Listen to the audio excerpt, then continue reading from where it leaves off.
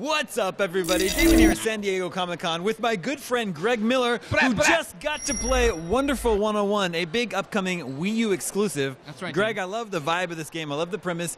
You got to play the first level of the game. Right. You hit the very start, beginning. you hit go. Tell us your first impressions.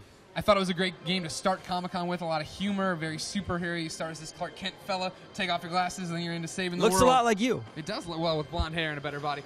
The problem, though, Damon, was I had a lot of trouble controlling it.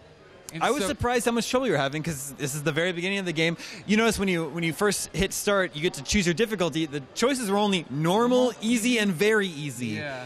So we played on normal, which is apparently the hardest difficulty, and Greg was having trouble figuring it out. I think this is, I'm sure the B-roll is being shown right now. I think this is one of the things we always face being video game people who play games ahead of time, being preview people. Shut up, I know you're about to make fun of what I said. But being people who preview video games, right? I started it, and instead of reading it and learning as I went, the demoer is telling me what to do. So I started trying to draw lines and hit A, but I think drawing the line, especially the chain section, which was making a sword, hitting A was actually screwing it up. Because I think when you draw the sword, you draw the line, you hit A, but to do the chain, you just draw the line and connect it, and then go and don't hit A. And I was hitting A, and I kept falling to my death and doing these different things. I think I figured it out, but really late, I was struggling, but it's still something. All of a sudden, that game went from me being like, oh yeah, Rich keeps saying it's cool, to me saying, this is a cool superhero game I really do want to play more of. Yeah, I love, like I was saying, I love the whole vibe of the game.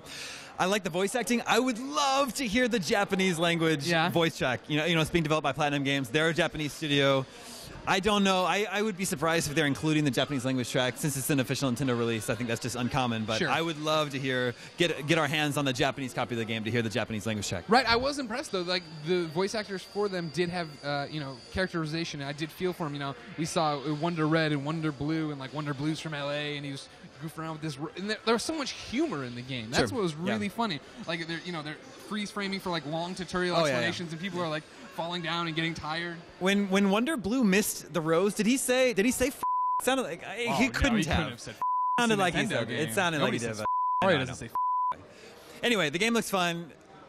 Unfortunately, you were having some troubles figuring it out, but maybe it's a user error. I blame myself. Everyone who goes to IGN.com knows Greg Miller is an idiot. So I totally don't put it past that. Yeah, I just wasn't totally in tune yet with the fact that I could draw or I could use the right stick, but then I had to hit it because it was, hit the Y button. I'm like, where's the Y button on this thing? I don't play Wii U games. It's been a while since you played Zombie U. Yeah, it's been quite some time.